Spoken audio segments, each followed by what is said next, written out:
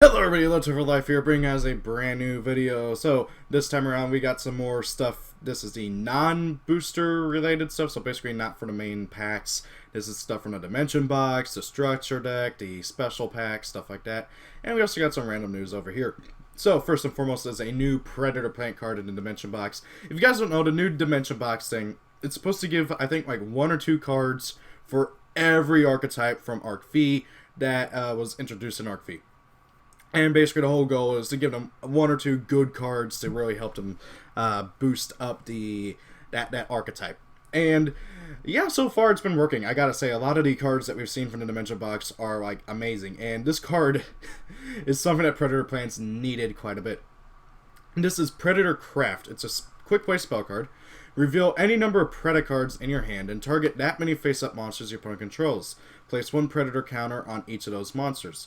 And if a monster with a Predator counter is level 2 or higher, it becomes level 1 as long as it has a Predator counter.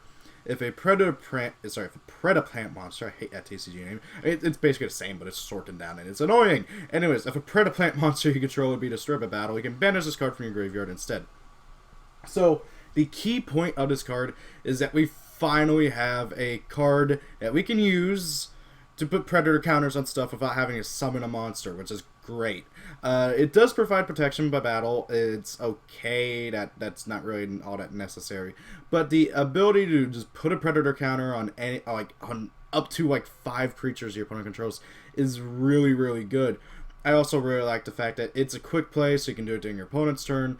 You can activate multiple in one turn, which isn't really necessary unless like you're doing against a float-heavy deck like Cosmos or something. But I still really like this card a lot. My biggest issue, though, is that it targets. That goes for every Predator counter. I hope to God we get a way to put Predator counters on things without targeting one day. It'd be great. But yeah, this card is something that Predator Plants have been like needing real bad. Next up, we have another XCs for Lyrical Isinya. I feel like they could have used like another main deck monster or a spell or trap or something, but okay, another XCs is okay. Lyrical Isinya Recite Starling, Wing Beast, XCs effect, rank 1, 0/0, 2 or more level 1 monsters. If this card is XC summon, you can target 1 face-up monster. It gains 300 attack and defense for each XC's material currently attached to this card. The big thing, I mean, obviously, like 9 times out of 10, you're going to target itself, so it'll go up to 15. But you can target, crap, I forgot her name. The main Lyrical Isinya. I forgot her name. What was it? It's the main one, the rank one. This one. The one that can attack like 5 times. You're mainly going to want to target her because she'll become 2400. If I can find her, I can't remember her name. Assembly Nightingale. Whoops. So yeah, you're going to want to target her. She'll become 2400 because obviously you'll go into her first. You'll make Recite Starling second, and then you just go and make her 2400 and then attack 5 times per game. That's kind of what she's supposed to do. Once per turn, you can detach and XC's material from this card. Add 1 level 1 Wing Beast type monster from your deck to your hand. Pretty good. Battle damage you take from this XC summon card is also inflicted to your opponent, which can just help for going for an LTK. I really like this card. It helps out the whole deck and what it's supposed to do. And it's pretty good. I think unless Lyrical Isinyas get like 2 or 3 more monsters, we're probably going to have to mix them in with another like rank 1 engine. I'm going to try the Spiral engine though, to be honest, because being able to machine dupe, quick fix, and search out like 3 cards is just really, really good. Next up we have a brand new Fannight. The Fannights of Mist Claws. I don't think this one was played in the anime. Like, none of these should have been played in the anime because I think it's going to be original support. I like it how he looks kind of like a cowboy and he's got like Wolverine claws and stuff. Really cool. Normal trap. Target one of your banished Fannight monsters. Add it to your hand. I kind of wish you could just add any Fannight card, not just monsters, because your Fannight trap cards get banished quite a bit. And when your opponent declares a direct attack, if this card is in your graveyard, you can target 1 level 4 or lower of the Fannight monster in your graveyard, special summon that monster, and if you do, special summon this card from your graveyard as a normal monster with the same level as that monster. Ooh, I like that. Warrior type, dark, attack 0, defense 0. This card is not treated as a trap card. If this card was special summoned by this effect, banish it when it leaves the field. Pretty good, I like it. Sadly, 90% of Fannight players won't be playing it because they'll be playing PK Fire, which is very, very annoying. And I swear to God, if Fannights get hit because of that deck, I'm going to be angry. Anyway, so Now we got a little ducky or a chicken, I don't know. Lunalight Colloidal Chick, so yeah, it's a chicken. Level 4 Dark Beast, Warrior type effect monster. I am happy that we finally got another level 4. Yeah, there's Crimson Fox. Yes, we still don't have her, but hey, more level 4s and Lunalights would be very much appreciated. Actually, make Tiger King more often. So attack 1400, defense 800. You can only use the second effect of Lunalight Colloidal Chick once per turn. Once per turn, you can send one Lunalight monster from your deck, from your main deck or extra deck, sorry. For the rest of this turn, if this card is used as a fusion material, you can treat this card's name as the same name as that monster. So this basically gives the deck an in-house fusion tag, which is really, really, really cool. You just activate her effect, send Panther Dancer. Oh, hey, go for Leo Dancer. Really cool. If this card is sent to the graveyard by a card effect, you can target one polymerization in your graveyard, add it to your hand. This is freaking amazing, okay? Let me just, like, actually, wait, let me finish reading the effects and everything, and then I'll explain why this card is just freaking amazing. If this card is banished, you can activate this effect. Until the end of this turn, your opponent cannot activate card effects until, during the battle phase. Okay, so why is this card amazing? First and foremost, it makes it where you can go into Leo Dancer a heck of a lot easier, or go straight into Panther Dancer if you want to. You don't really, obviously you're going to go into Leo Dancer every time with this card. If it's sent to the graveyard by a card effect, so obviously for Fusion Summon, you get to add a poly from your graveyard to your hand. So if you use her and Black Sheep for Fusion Summon, you can use Black Sheep effect, add back Colloidal Chick to hand, Colloidal Chick effect, add back poly to hand. That's freaking amazing! It's so freaking amazing. And if you happen to have another poly, you can activate Fusion Recovery, get back Black Sheep, and do it all over again. Granted, though, the second effect can only be used once per turn, but you get kind of the point. It's so much recurability. And then her last effect is also really good. If she is banished, until the end of the turn, your opponent can't activate card effects during the battle phase. So, now why is this good, you might be wondering.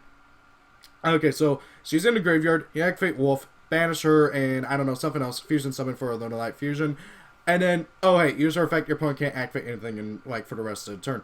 Or, you allure her, okay, you activate Allure, you draw 2, you banish her for Allure after you, like, add her back off of Black Sheep effect, and then, oh hey, look at that, you can attack directly for 7,000 for free without having to worry about anything. This card is amazing. It's going to help out Lunalight so much. I can't wait till we get it, which probably won't be until late next year, which really, really sucks. Next up, Super Heavy Samurai Daihachi. He's a level 4 Earth Machine type effect monster, 1200 attack, 1800 defense. You can only use the third effect of Daihachi once per turn. When this card is normal or special summon, you can change this card's battle position. Awesome. This card can attack while in face-up defense position. If it does, apply its defense for damage calculation. This is the first non-synchro or non-super giant. It's the first level 4 or lower non-synchro super heavy that can attack while in defense position that doesn't need Ben K out, which is really awesome. I like it. And his third effect is also pretty good. If you have no spell or trap cards in your graveyard, you can change this card from face-up defense position to attack position. If you do, add one super heavy soul monster from your deck to your hand. So that's pretty good. The super heavy samurai soul monsters are the armor pieces that are basically acting as a spell and trap cards and stuff. But they're monsters, obviously. And so you do that, and then special summon Trumpeter or Synchro onto Suten Doji and nuke your opponent's back row. I like this card a lot. It's pretty good. Some reprints. I don't know why these are being reprinted in the Dimension box of all things. I'd like to see a new Blackwing card that maybe searches out freaking Black Whirlwind. So new DDD stuff would have been nice, but okay. And then we get to the Structure Deck and Premium Pack. So this is from the Premium Pack first and foremost. Dark Lord Ukobak. He's from the GX manga, because that's where Dark Lords originate from, if you guys don't know. Level 3, Dark Fairy type effect monster. Dark Fairy, what? 700 attack, 1000 defense. I don't know. The reason why I said that is because they have like this, and then they have Dark Fairy over here. Like, what? I don't get it. Anyways, if this card is normal or special summon, you can send a Dark Lord card from your deck to the graveyard. You can only use this effect of Ukobak once per turn. I actually really, really, really like this, because you can send your spells, your traps, use their effects after you paid 1000, do all that. Or you can send any, like, Dark Lord monster. It's really, really good. I like it. My issue is that he's weak. He is way too weak. Now, if you had to wait to special summon and stuff, that'd be awesome. Like, tripping him off for Lucifer, or I think it's called Morningstar now, and then go for, like, just all sorts of plays. Gozuki. Hey, look at that. We're finally getting the rest of the yokai stuff. So, For those who don't know, Mizuki, and I think some Suten Doji monster, I can't remember, it's like a level 4 zombie, and a few other zombie monsters are technically from the manga. Well, they are from the manga, but technically in the manga, they were a completely other type. They were not zombies, they were yokai. And then, rather than make a new typing just for this one archetype, they turned them all into zombies. And we never got the rest of the archetype, though. So I think, considering how we're getting Gozuki, who's supposed to combo with Mizuki really well, I think we're going to be getting the rest of the archetype, which is really, really cool. Because I know a lot of people like really want to play this archetype. It's one of the more common anime decks on YgoPro. So Gozuki, level 4 Earth zombie type effect monster, 1700 attack, 800 defense. You can only use its effect of him once per turn. During your main phase, you can send a zombie type monster from your deck to the graveyard. Okay, so right off the bat, he's a Fool's Burial once per turn for zombies. That is amazing. If this card is sent to the graveyard, not just from the field, you can even discard them and stuff. You can banish one zombie type monster from your graveyard, except himself, special summon one zombie type monster from your hand. It helps out with combos, but I don't really see the second effect being used that often. Mostly because, obviously, while it does help out with combos, you generally want your zombies in the graveyard, unless like you're banishing Mizuki for his effect. So I think this guy is pretty good, but I think most people are going to be using him for his first effect. We got a new card for, I guess, Synchrons, or, I mean, that's Scrap. No, that's Junk something. I can't remember what he's called. Normal spell card, banish one tuner and up to 2 non-tuner monsters from your graveyard. If you do, special summon one Stardust Synchro monster from your extra deck whose level is equal to the total level of those banished monsters, but its effects are negated. The special summon is treated as a Synchro summon. So, a few things. I like this card for the fact that it is not once per turn, and there's no restriction on the monster. It is treated as Synchro Summon. So what you do is, like, you can Synchro with that, and then, oh, hey, just call 100 it back, and then, hey, look at that, your Stardust Dragon has this effect. So, one of the things I, like, really like this for is that it makes going into, like, Shooting Star Dragon and the other forms of, like, high-level, high-level Stardust Dragon versions a whole lot easier, because then you use this card effect, bring out Stardust, and then you just get out your other tuners and go, and your like non-tuners and stuff, and then go into Shooting Star or any other versions that you want. So I like this guy a lot. This card a lot. It's pretty cool. I like it. Next up, Celestio Double Star Shaman.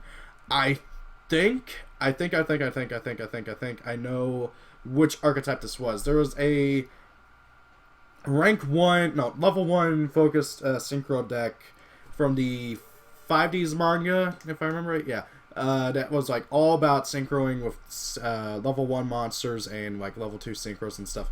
So I think this guy is part of that archetype. I think we got one monster from it like forever ago.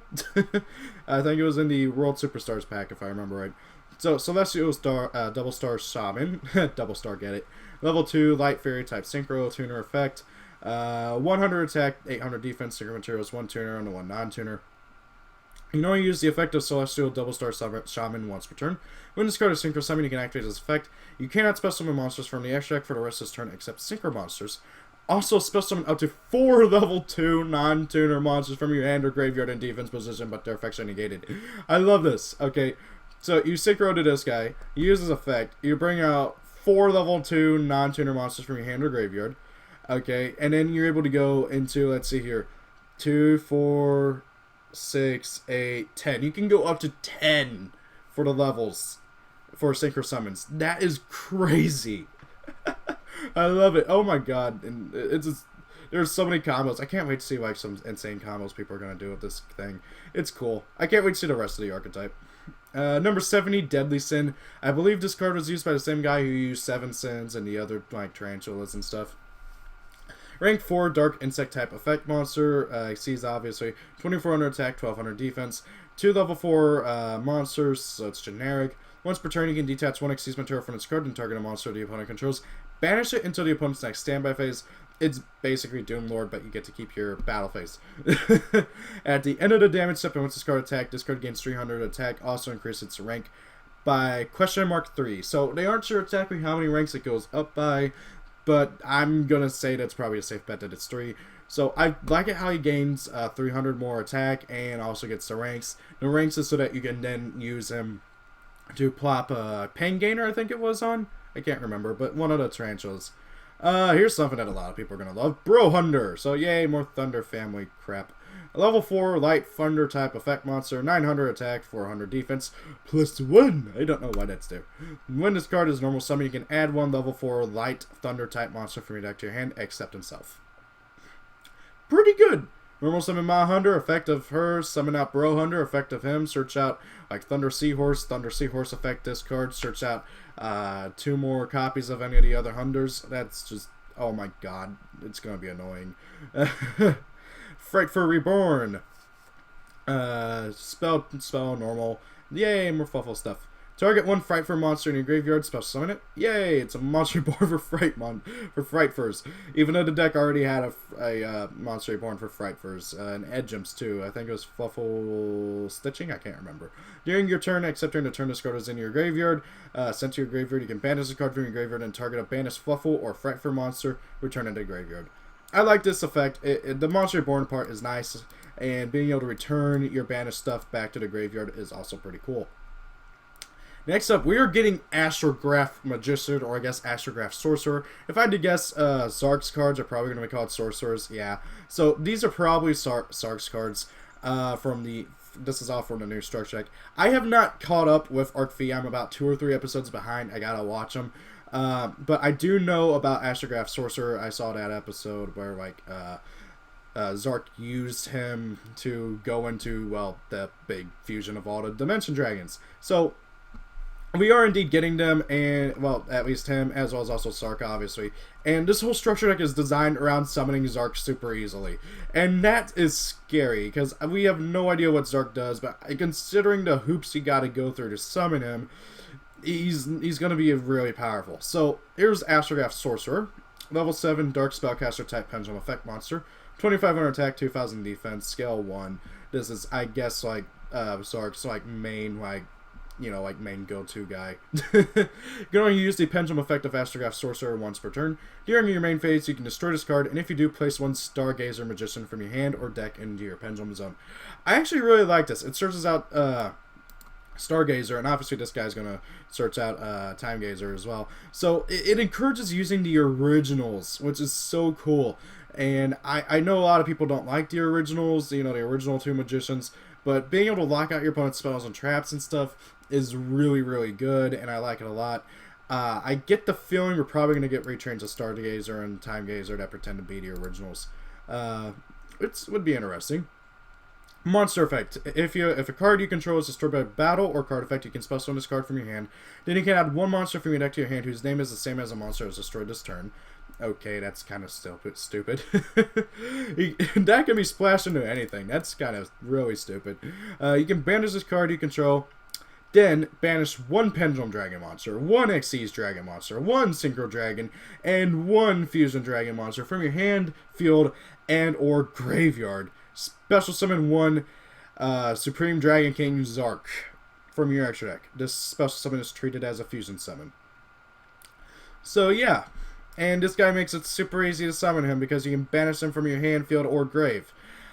Zark better be powerful, but not brokenly powerful. I'm scared to see what he does. He's the big bad of the Arc V series, and he's going to be really, really powerful, possibly. I don't know, maybe. More than likely. And apparently he's supposed to have a terrifying effect. Now, I'm also hoping Zark is going to be a Pendulum fusion. It would be really kind of lame if he was just a fusion monster, to be honest. So next up is Chronograph Sorcerer. As already stated, he does basically the same thing as Astrograph Sorcerer, but puts Timegazer from your hand or deck into your Pendulum Zone. And then if a card you control is destroyed by battle, you can spell summon this card from your hand, and you can spell summon 1 monster from your hand. Okay? And he does literally the exact same thing. He does the exact same thing as Astrograph Magician. Banish him and 1 of each of the Dimension Dragons, or a card pretending to beat him, or one of their upgraded versions, and spell summon Zark from your extra deck. It's really just kind of scary the way that you have 6 cards that can summon 1 big boss monster who's supposed to be super powerful. This guy is level 6, 2,000, 1,700. I don't see the relation to Timegazer. No? Okay, now I see it. Never mind. Had to zoom in because this guy obviously looks like he obviously looks like Stargazer, and at first I didn't really see the resemblance to Timegazer, but once you zoom in, it's obvious. So yeah, now we get to Iris Magician. Okay, so Pendulum effect. Once per turn, you can target one dark spellcaster type monster you control for the rest of this turn. Double any battle damage it inflicts to your opponent if it battles a monster, then destroy this card. So, yeah, it basically gives a creature you target it gives it Odd Eyes Pendulum Dragon's effect. Monster effect. This card is always treated as a Pendulum Dragon card. See where they're going with this. If this card is destroyed by battle or card effect, you can add one Pendulum Graph card from your deck to your hand. Pendulum Graph. I'm guessing that's going to be the whole spell and trap card support for this deck. Black Fang Magician. Level 4, 1700 attacking. Under defense, once per turn, you can target one face-up monster your opponent controls. That monster's attack becomes half its current attack until the end of this turn. Then destroy this card. See where they're going with this. This card is always treated as XYZ Dragon card. If this card is destroyed by battle or card effect, you can target a dark spellcaster monster in your graveyard. Special summon it. Okay, I like it. Hey, look at that. It kind of looks like Yuzu or Ren. Yeah, it kind of looks like both. White Wing Magician. Once per turn, when a card effect that targets a dark spellcaster type monster or monsters you control resolves, you can negate that effect and destroy this card. If this card is Pendulum Summon, if this Pendulum Summon card is used for a Synchro Summon, banish it. Oh, it's a tuner. Holy crap, I didn't even notice that. It's kind of annoying that she gets banished if you Pendulum Summon her for a Synchro Summon, but oh well. Then we got Violet Poison Magician. Pendulum skill of 1. Oh, wow. Okay, so these two are 1s, those two are 8s. Okay, cool. Once per turn before damage calculation, when a dark spellcaster type monster you control battles, you can activate this effect. That monster gains 1200 attack until the end of the damage step, then destroy this card. If this card is destroyed by battle or card effect, you can target one face-up card, destroy it. And obviously, he's always treated as a fusion, and she's always treated as a Synchro Dragon card.